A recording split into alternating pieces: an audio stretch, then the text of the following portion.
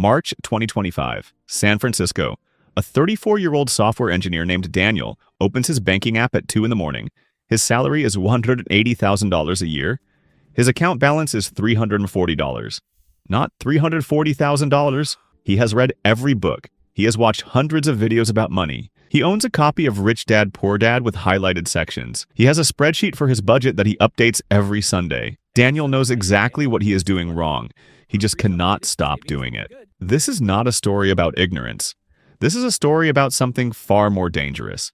In 2025, financial illiteracy cost Americans $246 billion in a single year.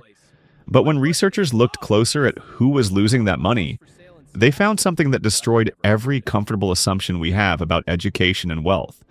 The people bleeding money were not the uneducated. They were not the careless. In Seattle, dentists cannot afford to buy homes. In Asheville, North Carolina, engineers earning $100,000 a year are locked out of the housing market. Across Germany, 17.7 million university graduates are showing measurable signs of financial fragility in 2025. Not students, not people who dropped out. People with degrees, careers, and decades of hard work behind them. And in America, 27 million households earning between $150,000 and $500,000 a year report the same thing. 77% of them lose sleep over money. 77%. So here's the question that nobody in the financial industry wants you to sit with. If the problem is knowledge, why is more knowledge not solving it? You are watching this right now, which means you already care about money. You have probably watched videos like this before, read articles, maybe even changed your habits for a few weeks, and yet something keeps pulling you back to the same place. The same anxiety, the same gap between what you know and what you actually do. That gap has a name, and someone built it on purpose. March 2025. San Francisco. Daniel is still awake, but this time he is not checking his bank account. He is watching another financial video, and that is exactly the problem. In 2025, Americans consumed more financial content than any generation in human history. YouTube channels about money grew by 340% in 5 years. Podcasts about investing, books about wealth, courses about passive income. The information has never been more available, more free, more accessible. And yet the personal savings rate in America in 2025 sat at 3.6%. One of the lowest numbers ever recorded. Let that land for a second. More information, less savings, more knowledge, more debt. The line is going in the wrong direction. This is not a coincidence. This is a business model. Here's how it works. Every time you watch a video about money, your brain releases dopamine, the same chemical that fires when you eat, when you win, when you feel progress. Your brain cannot tell the difference between learning something and doing something. Watching a video about saving money feels, neurologically, almost identical to actually saving money. You get the reward without the action, and then you come back for another video, and another, and the savings account stays exactly where it was. The financial content industry knows this. The banks know this. The apps know this. They are not hiding it. It is sitting in their investor reports and their engagement metrics. A user who feels informed but stays financially stuck is a user who keeps coming back, who keeps clicking, who keeps paying subscription fees and buying courses and downloading budgeting apps that they open twice and never touch again. Daniel has 3 budgeting apps on his phone. He has never completed the setup on any of them. The machine is not broken. The machine is working perfectly. It was just never built for you. Daniel is not alone. But he is not who you think he is. Because the people caught in this trap do not look like people in trouble. They look like the most successful people in the room. And they fall into 3 very specific profiles. Once you see them, you will not be able to unsee them. The first profile is called the Henry. High earner, not rich yet. This is Daniel. This is 27 million American households in 2025. These are the people at dinner parties talking about their portfolios while quietly carrying $12,000 in credit card debt. They earn $200,000 a year and feel broke. Not because life is unfair, because every raise they ever got was immediately absorbed by a bigger apartment, a newer car, a private school that they convinced themselves their child needed. The income went up. The gap stayed exactly the same. 77% of them report genuine financial anxiety. 77% of people who already won the income game. The second profile is the credential trap.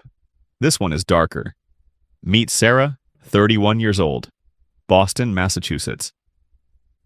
She borrowed $210,000 to get an MBA from a school with a name that sounds impressive at family dinners. She now earns $95,000 a year. Every month she sends one of $400 to a loan servicer before she pays rent, before she buys food, before she does anything.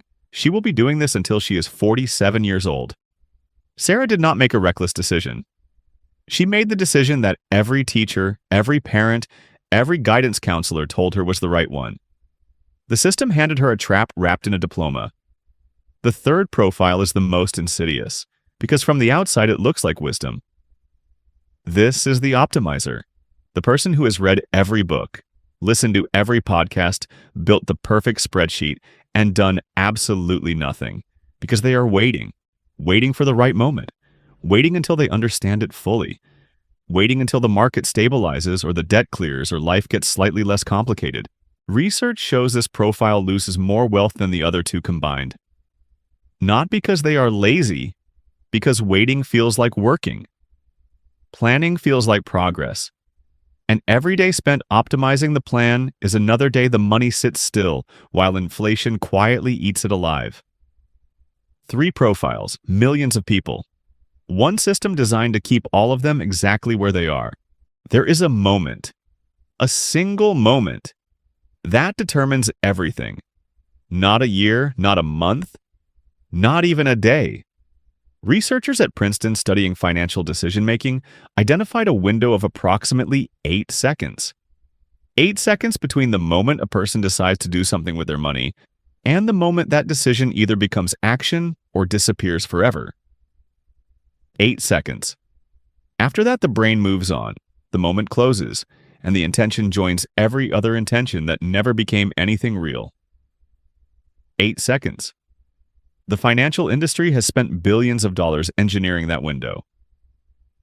Think about the last time you tried to set up automatic savings. You had to find the routing number, then verify the account, then wait 3 to 5 business days for a test deposit, then log back in to confirm the amounts, then set the transfer date, then confirm again. The friction was not accidental. Every additional step is a calculated decision by people who studied exactly how many obstacles it takes to make you give up. Now think about the last time you bought something you did not plan to buy. One tap. Saved card, delivered tomorrow.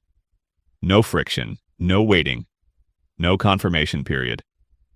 The same industry that makes saving feel like filing taxes makes spending feel like breathing. This is called choice architecture. It is documented. It is legal, and it is pointed directly at you. In 2025, Americans spent an average of $179 a month on food delivery alone, not groceries.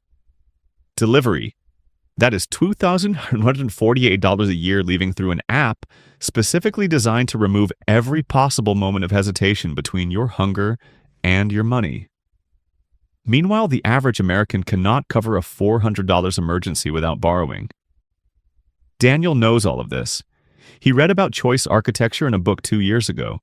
He highlighted the chapter. He told his girlfriend about it over dinner. His savings account has $340 in it. That is not irony. That is the trap working exactly as intended.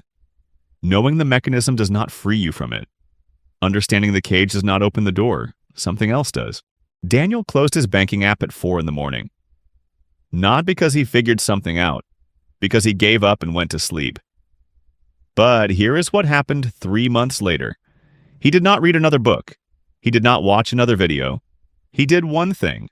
One specific thing that took him 11 minutes. He removed every shopping app from his phone. He set up one automatic transfer of $200 on payday before he could see the money, and he never touched it. 3 months later, that account had $600 in it. Not life-changing. But it was the first time in 4 years that number had moved in the right direction. The exit from this trap is never information. It is never motivation. It is one small structural change made in the 8-second window before your brain talks you out of it. You just spent 2 minutes learning exactly how the system works against you. Now you have 8 seconds. If this hit something real for you, leave a comment below telling me which of the 3 profiles you recognized yourself in: the Henry, the credential trap, or the optimizer.